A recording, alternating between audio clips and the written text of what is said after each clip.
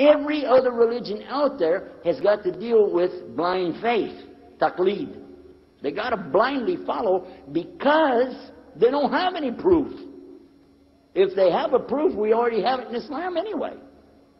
But for the sake of argument, for those who are not Muslim, and I want to be fair to our guests that are here tonight, I'm going to suppose that we don't know what's the truth. We're going to search from zero.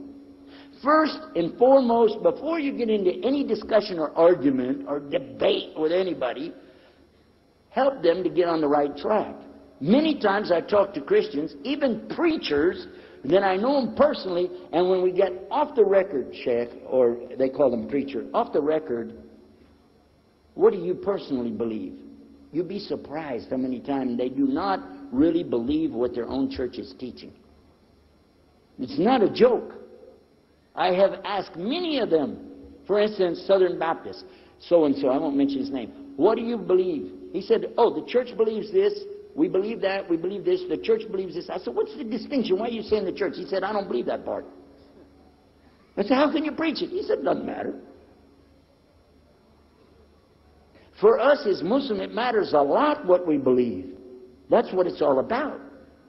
Because what we have as a belief has to be substantiated with a proof. Otherwise, we don't move. Consider what Sheikh was saying earlier, and I want you to think about this real deep. When we talk about belief, does the devil, Iblis, does he know that there is a God, yes or no?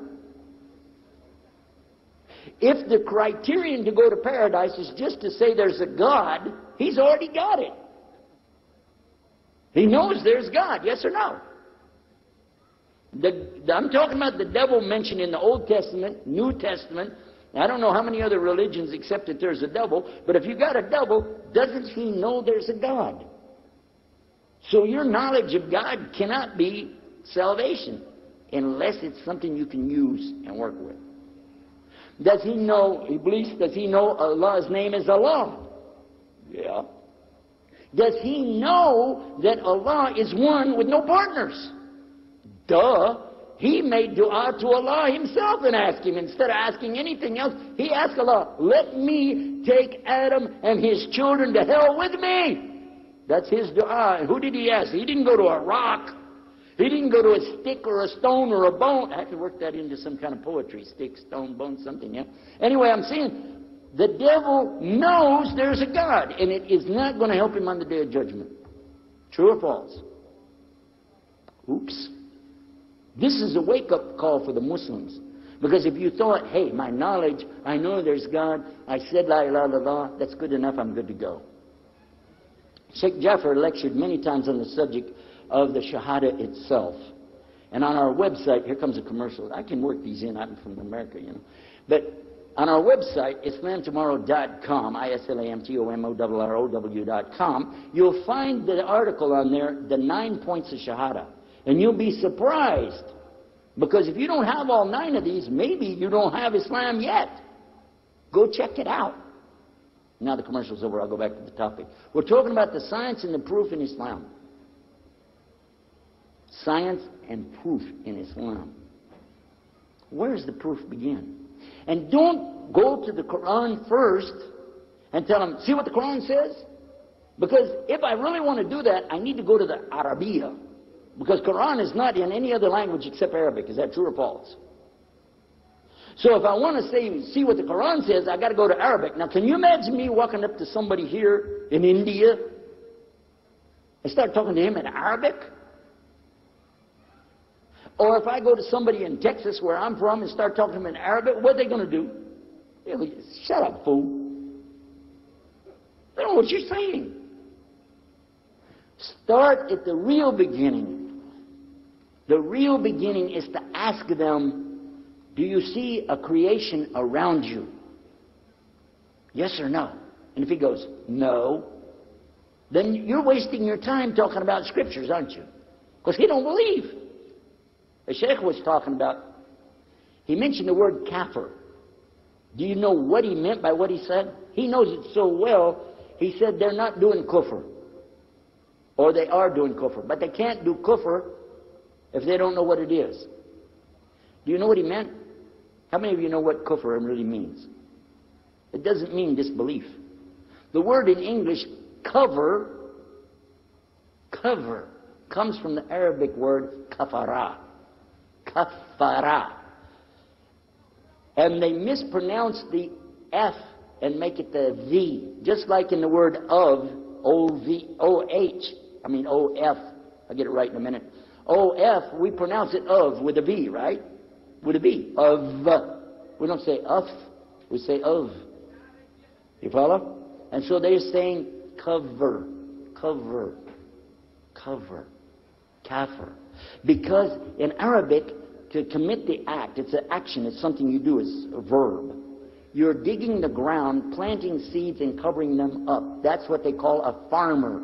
In old Arabic classical language, a farmer is called a kafir because he covers. And in the Quran, Allah makes kafara for you. He covers up your sins because you have repented for them. And the kafara of Allah is the same thing. Allah is doing kufr. But it doesn't mean Allah disbelieves, does it? Duh. It means the word is used here to mean to cover up something. Is that right, Sheikh? Did I get it good? How am I doing? I already know he'll hit me if I get it wrong. He just did a while ago, so be careful. So think about this for a minute. A person isn't really covering something up until they know it's there and they intentionally do it, right? Now, let's look at some of the proofs that we have, and let's get on with our program. First of all, if the person doesn't accept that there's a creation, and I'm trying to tell him about what the verse says about Chitao, Yukatilu, I'm wasting my time. I have to go to a logical place to begin. Look to the universe, and let's start with that. Look to the universe. The universe is a series of spheres which are going around in orbits, right? Around other spheres. Is that true or false? And you can't see this without a telescope. Am I right? Everybody with me? Now let's talk about another creation of Allah, the molecules. How many of you know what I'm talking about? Molecules, atoms. You know what we're talking about? Okay? You know what I'm saying? Molecules and atoms. Molecules are round spheres, yes or no? Atoms, they have parts of them. The neutron, the electron, the proton. Is that right? And these are spheres going around other spheres in orbits, yes or no? But you can't see this without a microscope. Is that true or false? So how is it that we are exactly the right size and the right height on this planet right here, that without the optical assistance of a telescope, we do not know what's really happening in the universe? We don't know what it really is. It wasn't until the telescope came that people started figuring it out. Am I right? The same way we didn't know what was the micro-universe until we got the microscope. Is that true? Who put us at exactly the right size that you can't see either one without this help? And if you said, well, I don't get it. Hold on. Carry it one step further and think about this. When you look to the universe, do you see order or do you see chaos? We just described the universe, the micro and the macro.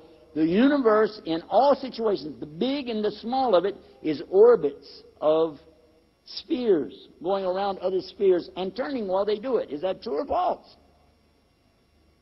Is that chaos or organization? Take this water glass right here. See the water glass? Walk outside to the cement and drop it on the ground. What will happen? Is there anybody here that doesn't know what's going to happen if I drop that on the ground? It will shatter and splinter into how many pieces? How many pieces? You don't know and I don't know. Because you won't know till you drop it, am I right? Will it ever fall down in such a way that when it breaks, it'll separate into 10 little small glasses and you can serve chai or kahwa out of it? Huh? Will it ever split exactly in